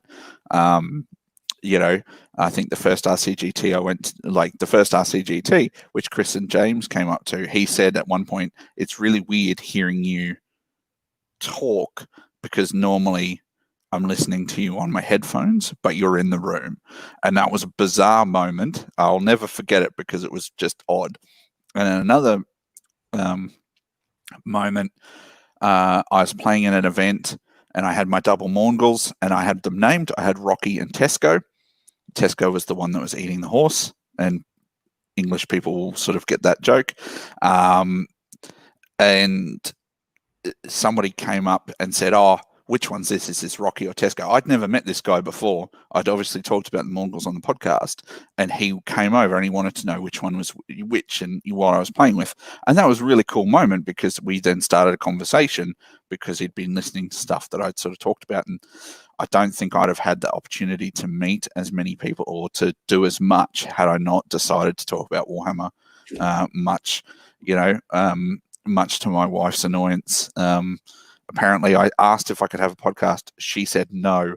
I had a podcast anyway. And I've also been on Warhammer TV. I left that out of my highlights. I've had a model on Warhammer TV. I've talked on Warhammer TV. I've never played. Imagine all the 3D printing and what my wife's saying about me right now. Just, yeah. She's an angel when it comes to putting up with my rubbish. But it doesn't mean you have to start a podcast, folks. It's not about being a content creator. It has nothing to do with that. It has about just getting out of your circle and going to meet people and chatting to people, getting involved on Twitter, getting involved on Discord, getting involved in Facebook groups. When I very first started, and funny you mentioned Chris Welfare and James Mabry, they were the very first Sydney people to travel to a different tournament outside of Sydney. And I remember seeing on the Facebook page, Sydney has an awesome Facebook group. And I remember seeing Chris Welfare painting up his models before a taxi rocks up. And Chris and James were going up to RCGT. And I remember in my mind at that time thinking, how crazy is it that someone's going to travel 2-hour flight to go play Warhammer? What is this craziness? This is bizarre. But now fast forward 5 years later, and I've traveled to America. I was next week meant to be going to playing at Midwest Meltdown. So next week I was meant to be flying to America to play to a tournament. I've gone to Blood and Glory in England. I was in September planning to go. I'd bought my ticket to go to fly and play in Notorious. Hopefully in a month's time from now, I'll be flying to Adelaide, playing at Luke Stone, Dad Hammer's Cinderfall Gaming District. So travel now, it's just like, it's absurd how a small seed grows. And whether it is you learning a skill, whether it is you building an army, whether it is you getting involved in the community, who knows what the next 5 years are going to look like, and taking action is just going to absolutely help you get to where you want to be. And I would have never thought that when I started my Age of Sigmar journey that I would have created a YouTube video channel. And I never would have imagined doing stuff like this. So it's funny how the world turns. Absolutely. I'll bring it back. I feel like that was a little like violin kind of tear moment maybe. But, some of the things that I reflect upon that have changed some big movers in the game. We've had the combat gauge that I've still got my metal $50 combat gauge that was, more of a weapon than it was an accessory. I have one, but I don't travel with it because I don't want it to go through X-rays. Age of Sigmar app, the app blew our minds when that was introduced. I remember when points came in for the General's Handbook, how much that changed. And even the scenarios, those 6 scenarios that came out blew our minds, that it was no longer about just killing your opponent, that objectives were important. And that changed the game for us. I remember the Season of War coming out, and that campaign, that global campaign, led to the Firestorm campaign, which eventually led to the Cities of Sigmar. So for me, that was important. I'll never forget the video from Phil Kelly, and Phil Kelly doing that 5 to 7 minute video explaining the mortal realms. And for me, that's when the penny dropped to see how the different realms came about and what we could do with it. No longer was it high fantasy, it was also low fantasy. And then malign sorcery. And never in Warhammer Fantasy Battles did I ever see spells manifested like I saw with malign sorcery. Yes, you had those little magic storms. I remember those little templates. Yeah, the little vortex templates. Right? Yeah, little vortex templates. And you had like a fallen giant template, but never have we seen spells manifested. So that's just a couple of things that I have seen in my time. And I'm sure if we sat down here properly, there'd be a million things we'd identify. Yep, absolutely. James just called out in the chat there. Remember the malign portents countdown? That counted down to nothing because somebody hit the wrong switch. But that Phil Kelly video, possibly 18 months too late, but it was still a great video, and it gave people something to ground their armies in and things like that. So that was really awesome. The biggest thing I think is being part of the growth of the game, not just in terms of community, but in terms of the game lore itself. The Firestorm campaign, the Season of War campaign informed where the game went in a real and tangible way, and the lore is evolving in a real and tangible way. We started with Realmgate Wars, and then that was kind of the story until we got to about Disciples of Tzeentch, and then the story had jumped ahead a couple of hundred years. Right, because we had cities all of a sudden, and we're like, cool, okay. And then it sort of has grown a little bit there, and then we have the malign portents and second edition, which is like, moved the story forward again, and it's a living world that we're in now, and there's so much scope to. So much scope to play with as a player, as a narrative gamer, for the company to write stuff into. We said before, could you have imagined Leviatans in fantasy? No, because they didn't have a spot in the world. Yeah. And that's one thing probably we didn't acknowledge in the Warhammer Fantasy days is that battle tomes or army books, I would call army books back in the day, army books could be around for 10 years or more. So you might have multiple editions before you got updated. We won't talk about Bretonia here, but we're still waiting. Waiting. I think the last book was 5th edition. But books were stagnating. They didn't move very fast. The meta, this feels like an app where it's constantly evolving over time, and it's constantly moving forward, which is super exciting. And Nuno in the chat made a funny little comment about when malign portents came out, which was a really cool little narrative event that happened before malign sorcery. I had done a little narrative event like a necromancer tapping into the Nightmare game. I don't remember the 90s board game called Nightmare. Oh gosh, yeah. The whole VHS games. But like there's just been so many cool things. So if you are new to Age of Sigmar, I would recommend doing a check on your history. I know people like Vince Venturello and Warhammer Weekly and Doom and Darkness, they did a little combo show kind of going through the milestones. I know Paul Conti did another one as well. So it's worthwhile going back in time and realizing where we've come from. And there's still some really good stuff in the past that you started focusing on the future. So I think maybe we should wrap this up and focus maybe a little bit. Poor Bretonia, it's been pointed out that their last book was updated in 2007. So they're still waiting for, I think, their book. But we know Bretonia is now Flesh Eater Courts. I'm sure I've just got a whole bunch of dislikes now. What is in the future? What does Age of Sigmar look like in 5 years' time? So it's 10-year birthday. We're celebrating. I have more grays in my beard. Hopefully it's a little bit longer this time. But what does the game look like in 5 years? Gosh. Do you know what? I think it's probably going to look fairly similar. I think we might have some cool new armies. I'll definitely have more greys in my beard. They seem to be appearing by the day. Look, I think we'll be up to probably 4th edition by then. But I think overall the game will be fairly similar. I think we'll have some cool new models. I don't think Games Workshop Plastics are going anywhere. I think they'll keep producing awesome models. We'll be up to Stormcast book number 12 by then, and who knows what they'll have. But I think the game, it's such a strong foundation and such a good foundation that they really only need to just sort of top and tail it every now and then to make sure that everything gets brought back into line. So, we've got some books that are probably lagging just a little bit now. Your pre-AOS 2 books, your Nurgle, Legions, Daughters, and Idoneth, and even those last two are pretty good anyway. But if those books just get sort of smushed back up into AOS 2, and then we're all together again, and then they can release some more, But who saw an army full of giants coming? No. Who saw battle cattle coming, really? Like, who went, when they release high elves, high elves, they're going to release giant mountain cows.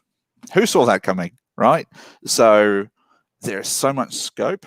I think we'll have some awesome models, awesome new models. We'll have probably have some models that are around now, still playing with in 5 years' time. Heck, we're still playing, zombies from 1998. But I think the core of the game, will be very similar. I think it's strong enough that it'll stay fairly consistent that way, and we'll just have a bigger community.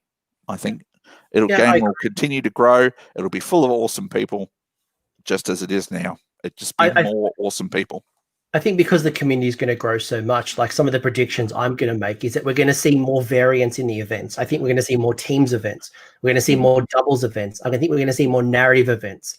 I think, obviously we're on the cusp of the new General's Handbook coming right now, and we've seen a hero creator. I think we're only going to see more narrative events and more gaming events, and probably find a really nice middle ground where it's not completely match play, it's not completely narrative. There's something nice in the middle that allows you to tell a story and customize as much as smash your opponent, win the objectives, claim the prizes. Yep. Sorry, I just Evie Lockhart in the chat just called out Beth Bigwood will be destroying people in games, and that's exactly true. She'll be late teens by then, and she'll be destroying people on and off the table because she's full of sass. That girl, she's amazing. I love she's it. I great. love it. She's amazing. She's very cool. And if you want to see the force to be reckoned with, I'm really scared of her now. A couple of the other predictions that I make is I'm probably going to create controversy here. I think we're going to see some hot takes. I think we're going to see some armies retired. I think there's going to come a point where the game is going to become so bloated, or there's going to be so many war scrolls that some of those armies are going to be retired. And I'm not talking Tomb Kings, I'm not talking Bretonia, but there might be, and maybe it's just parts of the range where Stormcast is like, look, Liberators, Prosecutors, old school Stormcast, you're retired, because we've now got we've got 5 years of new development into models. See, I kind of agree with you, but I actually think it's the point, at some point soon, they're going to go to people who are playing Compendium armies and Compendium War Scrolls and say, you've had a long enough time now. At some point, they will cut Bretonians and Tomb Kings off. And I think, that's good. That's probably, that will probably happen in the next couple of years. Rotate the range. I think they've got to rotate the range. Otherwise, part of the problems that we see with broken stuff is that it's difficult for them to look at all the interactions of I remember when Age of Sigmar very first came out, there was like 700 war scrolls, and I reckon if you look now, there's probably over 1,000 war scrolls, and you look at the interactions with the 1,000 war scrolls, and you see the different. The way that an artifact will change the game, and you start to see some really broken rules not intended. So I think as they keep evolving the range, and maybe they're retiring some of the old fantasy range, Cities of Sigmar, but then that opens up an opportunity to say, what do Cities of Sigmar look like in Gur, Akshi? I've already said Akshi. No, Akshi's already there. Shimon, Shimon, you know. Shaish. Like, what does it look like in Azir? You know, do we go into start forging a war in the realm of chaos? I think cities is probably ripe for it, because you've got some older ranges there. But, you know, in the next 5 years, we might have, you know, a range that is the armies of Hammerhall, and they are specific sculpts or specific, you know, a specific range that for Hammerhall Gyra and Hammerhall Aksha, you know, and that kind of thing. And so that they can retire the Free Guild Guard range, because they are now, that's about 13 years old, those models. I guess they also Calfrians. So, you know, but that kind of stuff can be, I guess I feel like we're kind of moving towards Magic the Gathering a little bit when it comes to competitive play.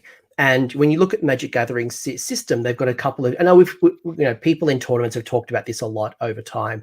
And you come to a point where they will focus on something called moderns, for example, where, you know, the only points or the only units you can select is stuff that's been out for the last 2-3 years, or maybe it's the last couple of editions.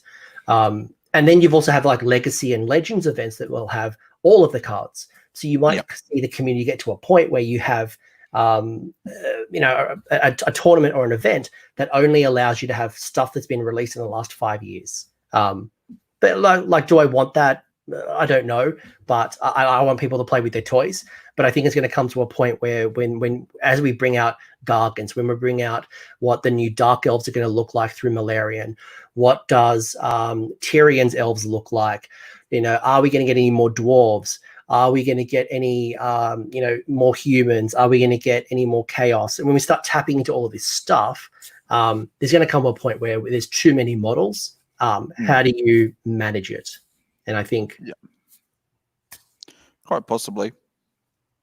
But I think either way, and I don't want to end on a negative note, because some people will be like, "Oh, don't squat my army," and I don't want anyone to squat their armies. But I think the models are being released. We've proven to Games Workshop, because there was a moment in time where Warhammer Fantasy, a World of Fantasy Warhammer, was not viable. It was on the cusp of potentially being cut. We've proven to Games Workshop that there is opportunity, and this is a model range that should be invested into. And you see it through Underworlds. You see it with the Kernothi. You start to see it with some of the fun Gloomspite ones with the Bat Squig and, you know, the Stalagmites. And you start to see the Shadow Elves that got shown off on the internet. On the preview for Warcry. That will be interesting. When you start to see that, it's like, cool, what does an army look like in that range? And then what's coming with Warcry, and, you know, what does, you know, in the lore, there are things like these goblin, the Git mob, who are kind of like these technical, like, you know, almost KO of grots or goblins. So what does that look like? And there's just so much cool stuff that's going to come. So I think it's a great time to be playing, and it's been an awesome time to be a part of the last 5 years in the growth of the game and the community, and it's been awesome. Yep. Clint, any final words, or should we blow out the candle? Because I did relight the cake. Did you relight the cake? Well, I've got a shout out, but it's not AOS related, so. It is an important shout out. So yeah, please bring it home. Yep. So I recently was lucky enough to win a competition run by Emerald Hobbies, who are a CanCon sponsor and an all-round great hobby store here in Australia. They got the limited edition Catachan Kernel. They got a couple of those, and they did a prize draw, and I was lucky enough to win them. Now, I don't play 40k really, let alone Catachans. And so instead of selling this for outrageous amounts of money on eBay, I thought what I would do is I would raffle it off. So this morning I kicked off a raffle for this little guy. Either you can grab him new in box, or Travis, my fellow Herald, has volunteered to paint it for you if you want that. So there's options there. So all the money, it's $5 a ticket over on the Herald's website. That's live now. It went live just as $1 American dollar, five. Yeah, it's like $3 or something. 15 New Zealand dollars. Yeah.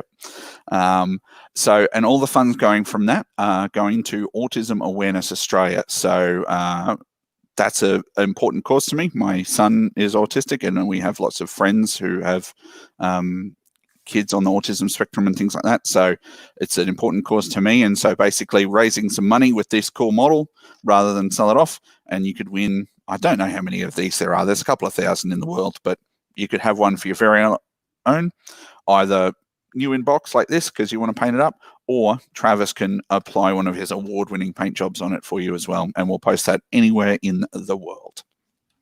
Worthwhile cause. So go check out Heralds of War. Or Clint Mallet on Twitter. Yeah, I haven't tweeted about it yet, but I will after this show. But yeah, heraldsofwar.com/Catachin. It will get you to the place to buy the ticket. Very worthy cause. Now, I'm going to try not to burn my house down again and try to actually blow out this candle. Guys, it's been an awesome happy birthday to Age of Sigmar. 5 glorious years. You know, the game did come out on the 4th of July. We all went in there not knowing what this game was going to be about, but we all committed to a box set. We all bought the rules. We got these funny-looking Stormcast models that we didn't quite know about, and we saw these amazing Khorne models, and that kicked off an amazing journey, an interesting journey, a fun journey for so many of us. And I hope you take this moment to reflect on the game, the community, your enjoyment. When I was going through just some of the sample of these photos, I brought back some really cool memories, and I'm very fortunate and appreciative of the relationships, of meeting you, meeting Liam, meeting all these cool people in America and in England. And, my Discord is just so many wonderful humans in there that I never would have met. So cheers to Age of Sigmar. Happy birthday, guys. This has been awesome. I hope in the comment section you leave maybe some of your favorite moments, or if you're on Twitter, I'd love to see some of your photos. I'd love to see you. Please at me or kind of, post, and I'd love to see what you have achieved, whether it's a piece of model that you've really proud of, you learned OSL, you tried something new, a gaming achievement, whether it's a hobby, whether it's an award or not. I'd love to hear what people have done over the last 5 years. And I'm really proud. I'm really happy that we've had this discussion. Yep. We have an awesome community. It's great to see everyone in the comments, or everyone that will comment later, everyone that's taking part in the hobby in their own way. It's really awesome. And from nothing 5 years ago, essentially, to what we have now, it's from the ashes. From the ashes, quite literally, for some people. But yeah, it's awesome. And if you've enjoyed this, I would highly recommend you go and check out some of the other creators who are doing their 5-year reviews. So the Neo Network, or the narrative event organizers, have been putting out a schedule. I know Mr. Mephisto, Vince Venturella. There are so many cool people, both in podcast form and on YouTube and Twitch, who have done their own retrospective in some form or another. So if you've enjoyed this, again, post some stuff in the chat. Tell me you like it. Send me some photos. I'd love to see what you're doing. If you want to continue the conversation, jump on the Discord. The link is below. I'd love, again, keep the conversation going. It's been an awesome 5 years. And Clint, thank you for kicking off the community. You have been a true Warhammer hero. We all love and appreciate you. And guys, have a great Age of Sigmar birthday. See ya. G'day. I hope you enjoyed that video and you left with some new ideas. One of the biggest ways you can contribute to AOS Coach is by liking the video you just watched and leaving a comment in the comment section. This lets YouTube know this is a good video and it should recommend it to other hobbyists. If you'd also like to support the channel even further like these bloody legends, go check out AOS Coach on Patreon. Otherwise, don't forget your triumph.